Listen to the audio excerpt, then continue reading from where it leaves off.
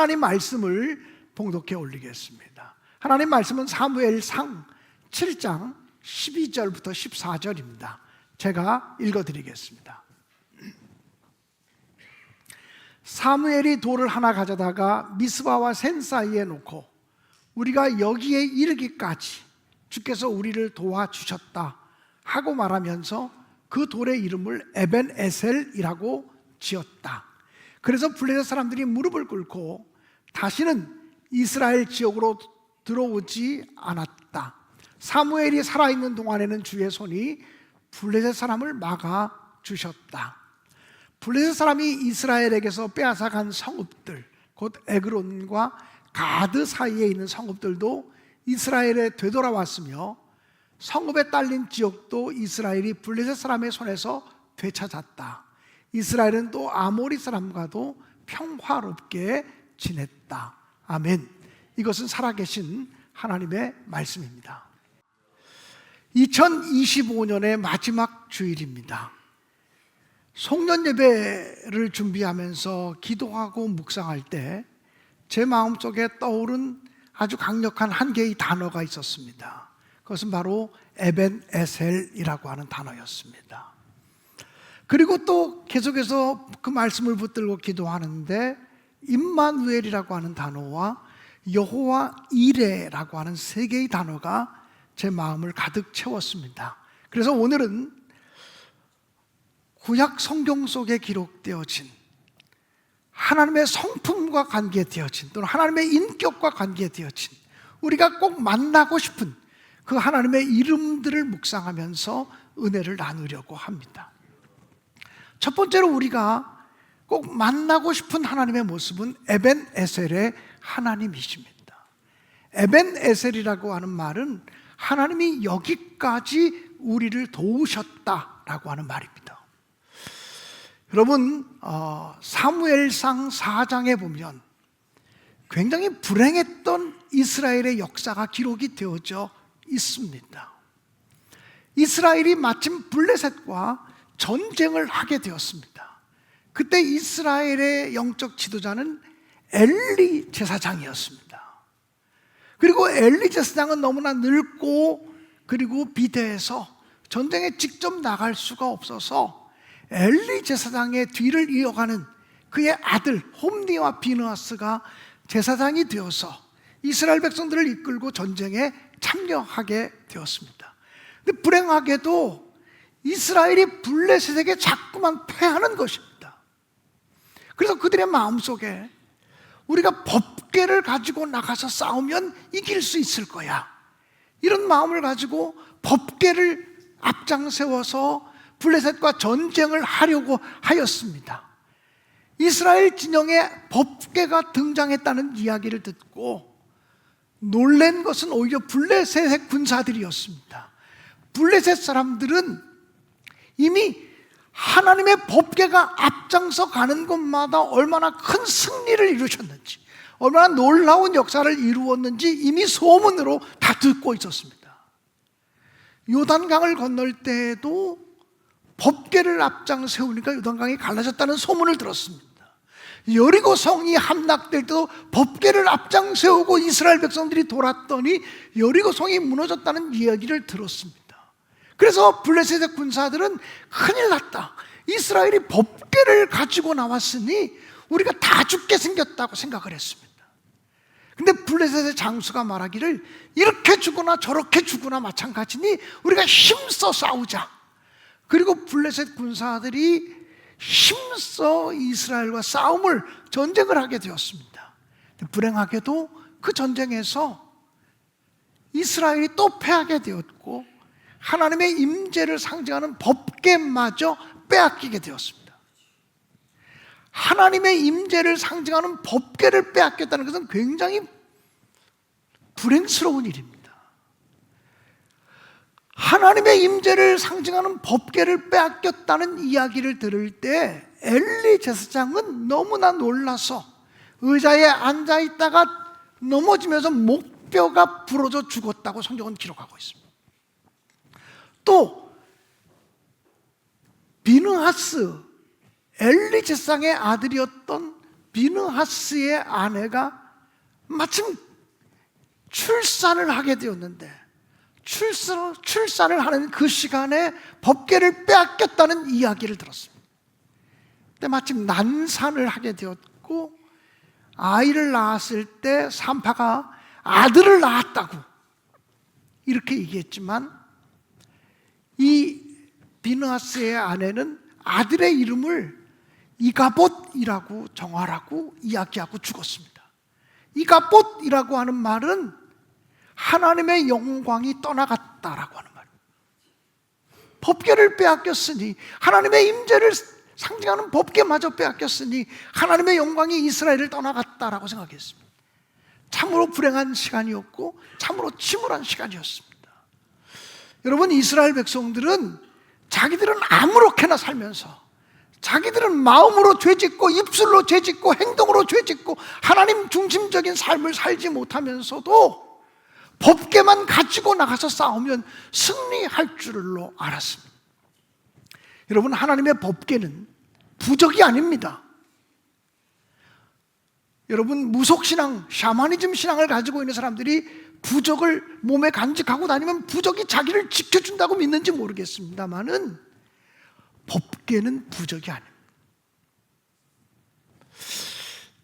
제가 산부 예배 때는 가운을 입지 않기 때문에 그 성직자라고 하는 것을 상징하는 십자가를 목에 메고 있습니다. 이것도 제가 직접 산 것이 아니고 저를 사랑하는 은퇴하신 감독님이 김 목사, 나는 이제 은퇴했으니까 김 목사가 이 십자가를 물려받으면 좋겠어. 그래서 선배 감독님으로부터 십자가를 물려받아서 굉장히 고마운 마음으로 제가 주일 대예배 때만, 또 산부 예배 주일날만 이 십자가를 폐용합니다.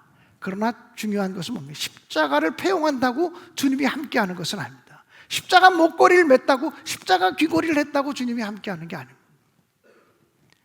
내 삶이 하나님 보시기에 합당한 삶을 살고 내가 하나님의 뜻을 찾는 자리에 있을 때 하나님이 함께 하시는 줄로 믿습니다.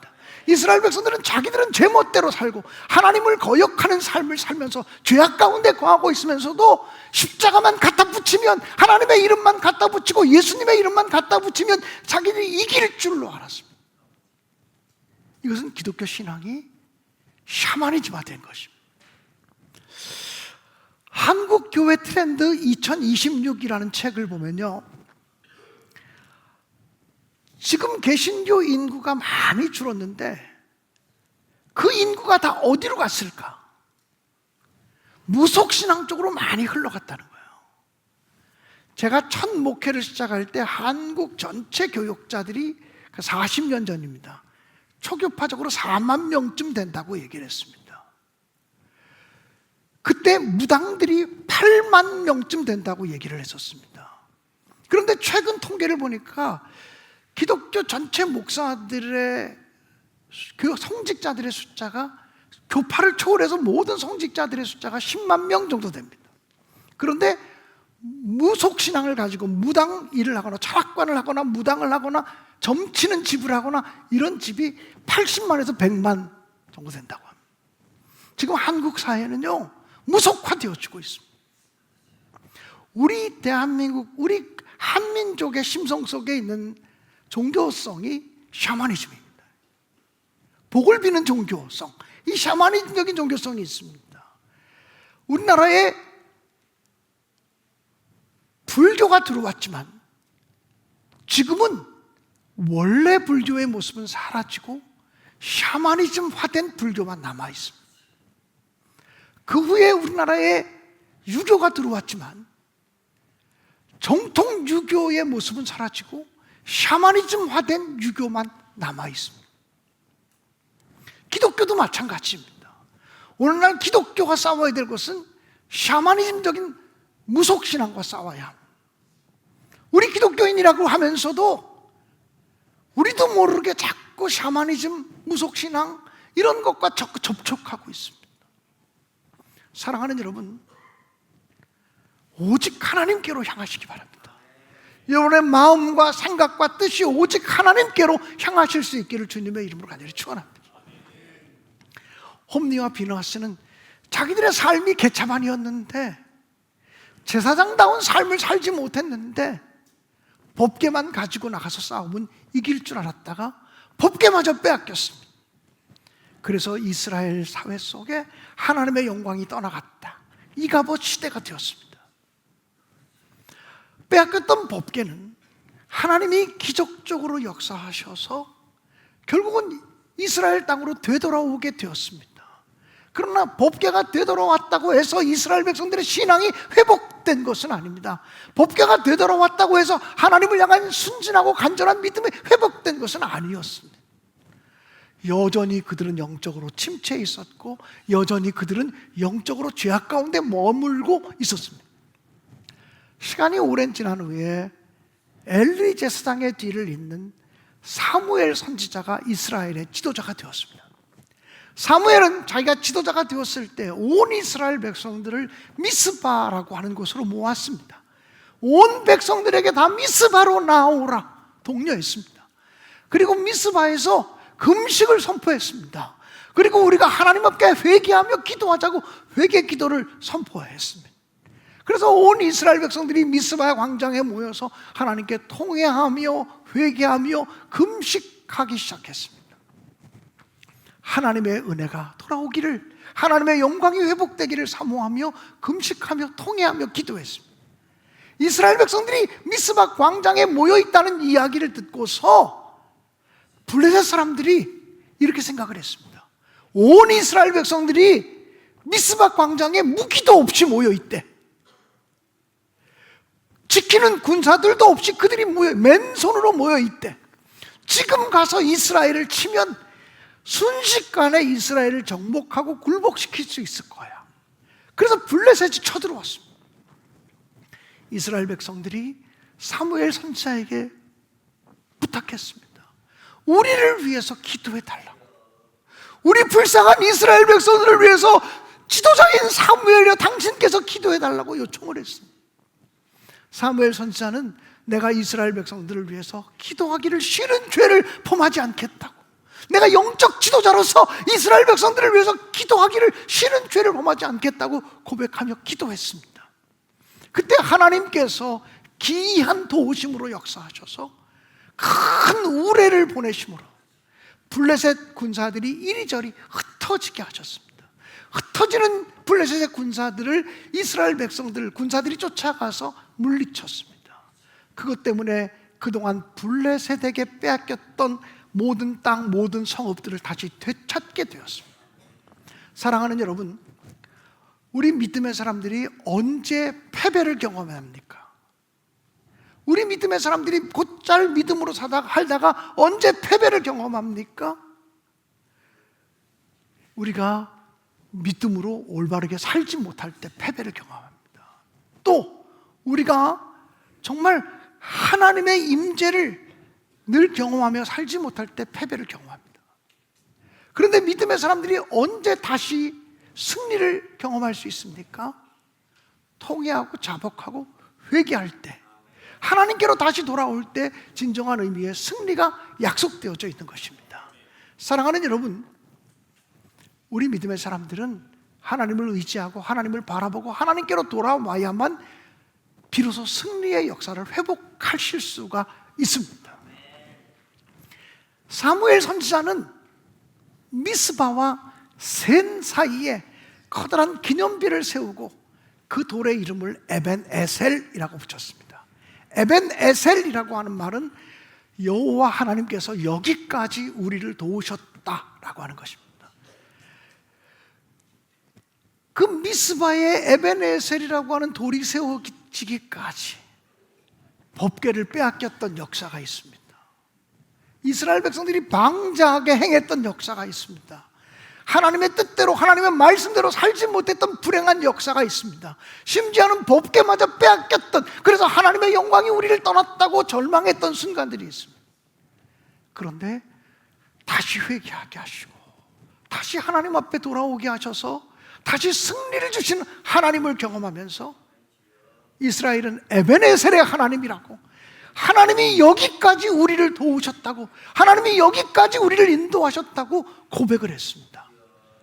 사랑하는 여러분, 우리들의 삶도 돌이켜보면 하나님이 여기까지 우리를 도우셔서 오늘 이곳에 서 있음을 믿음으로 고백하시기를 간절히 축복합니다.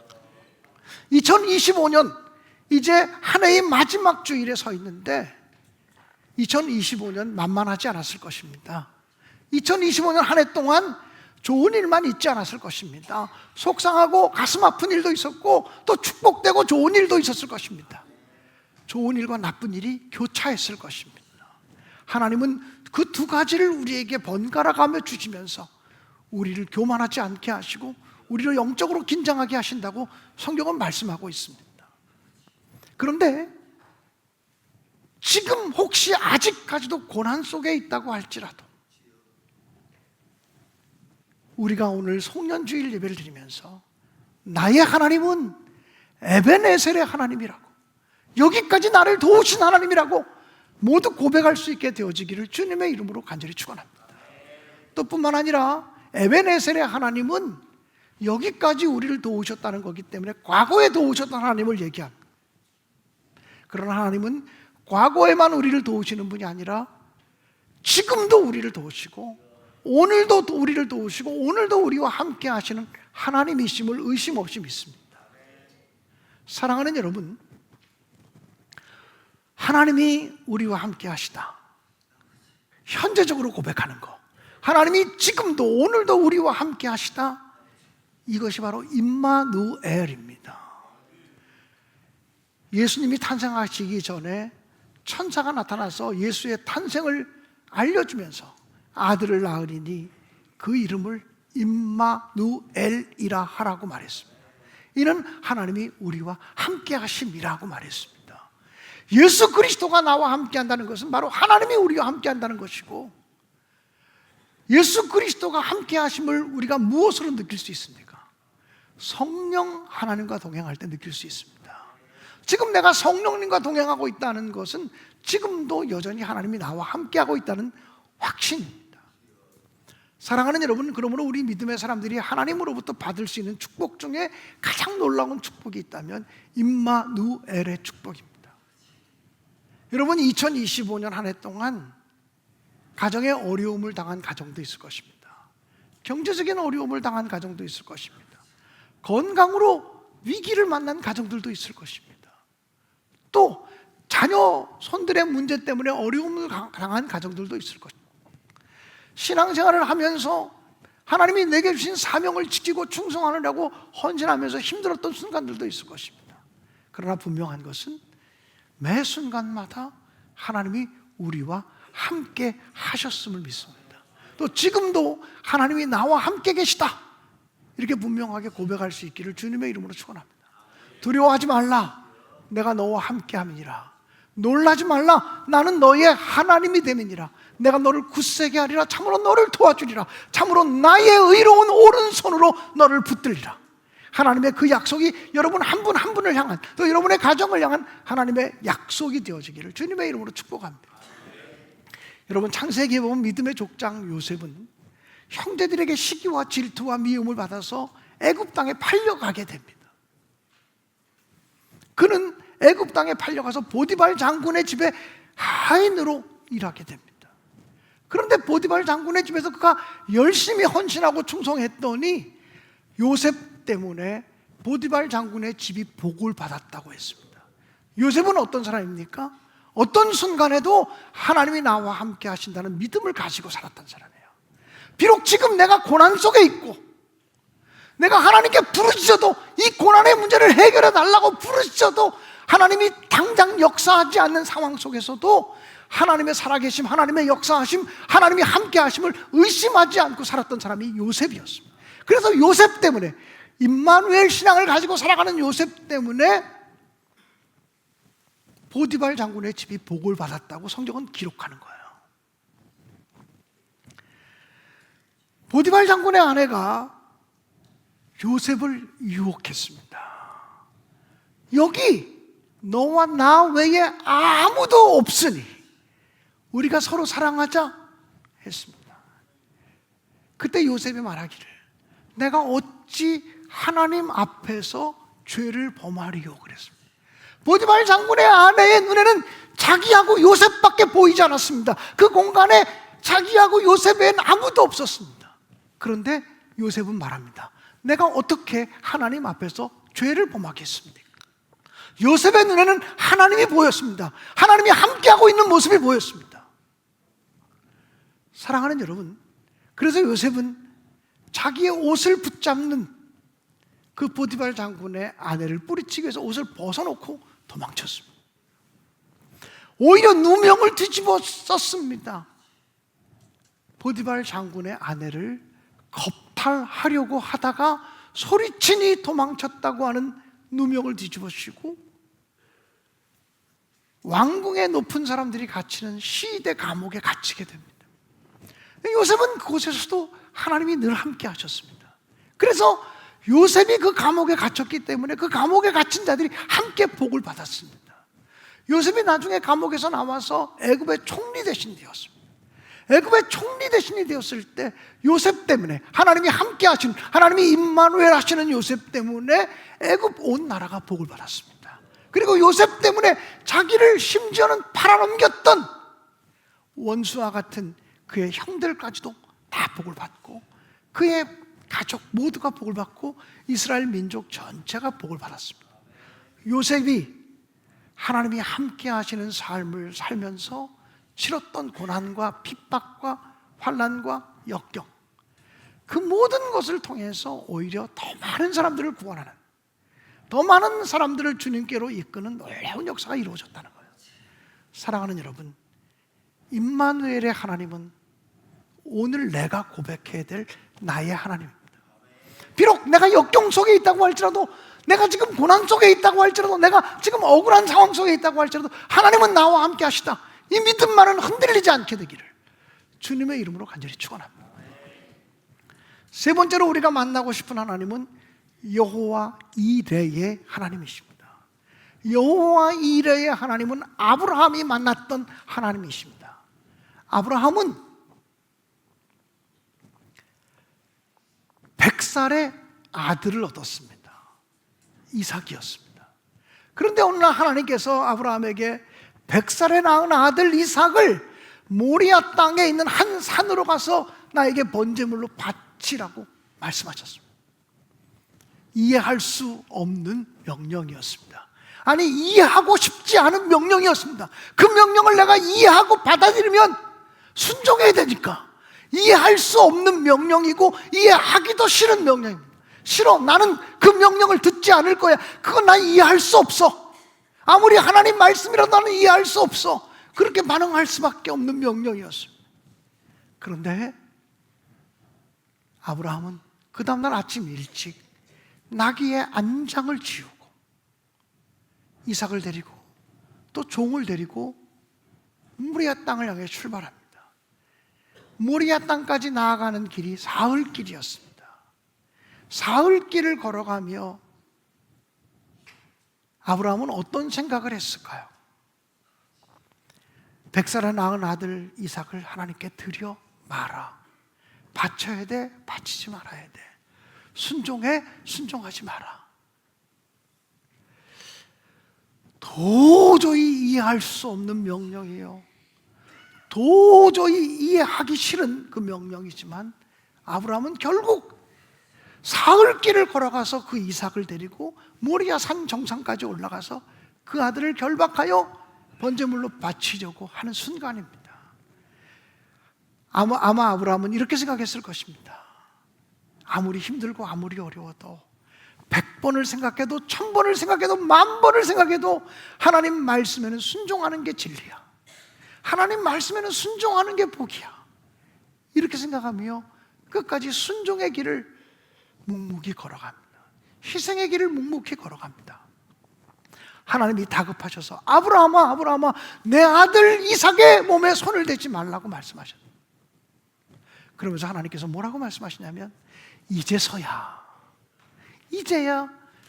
네가 내 아들 이삭보다 나를 더 사랑하는 줄 알았노라고 말해요. 여러분, 하나님을 첫 자리에 놓는다는 것은 이렇게 힘든 일입니다. 하나님을 첫자리에 놓는다는 것은 이렇게 괴롭고 어려운 일입니다. 이 말로만 할 수 있는 일이 아닙니다. 때를 따라 내 희생이 따르고 내 죽음이 따라야만 하나님을 첫자리에 올려놓을 수 있는 거예요. 죽음보다 힘든 순종을 택했을 때, 그리고 하나님을 첫자리에 올려놓았을 때, 아브라함이 둘러보니 근처 조그만 근처 수풀에 양 한 마리가 그 뿔이 걸려 있는 것을 보게 됩니다. 그래서 그 양 한 마리를 가져다가 하나님께 제사를 드리고 번제물로 드리게 됩니다. 그리고 아브라함은 그곳의 이름을 여호와 이레라고 말합니다. 여호와 이레라고 하는 말은 하나님께서 준비하신다, 하나님께서 예비하신다는 말이에요. 하나님께서 나보다 앞서가면서 내 길을 예비하시고, 하나님이 나보다 앞서가면서 내 길을 열어주시고, 하나님이 나보다 앞서가면서 우리의 길을 준비해 주신다는 말이 여호와 이레입니다. 우리는 이런 여호와 이레의 하나님을 내 하나님으로 고백하고 붙드셔야 합니다. 사랑하는 여러분, 이제 지금이 2025년의 12월 28일 송년주일이고, 이제 3일만 지나면 2025년을 다 보내고 2026년을 맞이하게 됩니다. 2026년 어떤 일이 생길지 우리는 또 알 수 없습니다. 무슨 고난이 올지, 무슨 환난이 올지, 무슨 역경이 올지 알 수 없습니다. 내 자녀들의 삶도, 나의 삶도 어떻게 될지 우리는 누구도 모릅니다. 그러나 분명한 것은 하나님이 나보다 앞서가면서 내 길을 예비하시고, 하나님이 나보다 앞서가면서 내 길을 준비하실 거다라고 하는 믿음을 가지고, 여호와 이레의 신앙을 가지고 전진하게 되시기를 주님의 이름으로 축원합니다. 사랑하는 여러분, 송년주일에 붙들고 싶은 하나님의 이름이 세 가지입니다. 에벤에셀의 하나님, 여기까지 우리를 도우신 하나님. 임마누엘의 하나님, 지금도 우리와 함께 하시는 하나님. 여호와 이레의 하나님, 우리보다 앞서가며 우리의 삶을 예비해 주시고 준비해 주신 하나님. 그 하나님을 내가 신뢰합니다. 그 하나님을 나의 하나님으로 고백하고 선포합니다. 이렇게 기도하고 결단하는 우리 모두가 되어지기를 간절히 기도합니다. 여러분, 복음 찬송가 가운데 에벤에셀이라고 하는 좋은 찬양이 있습니다.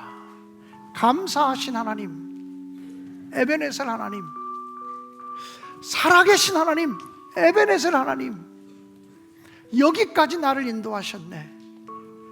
감사하신 하나님, 여기까지 나를 인도하셨네. 살아계신 하나님, 에벤에셀 하나님, 장래에도 우리를 인도해 주실 에벤에셀 하나님, 장래에도 우리의 삶을 역사하실 살아계신 하나님, 감사하신 하나님, 살아계신 하나님, 에벤에셀 하나님, 그 하나님을 찬양하며 결단하겠습니다.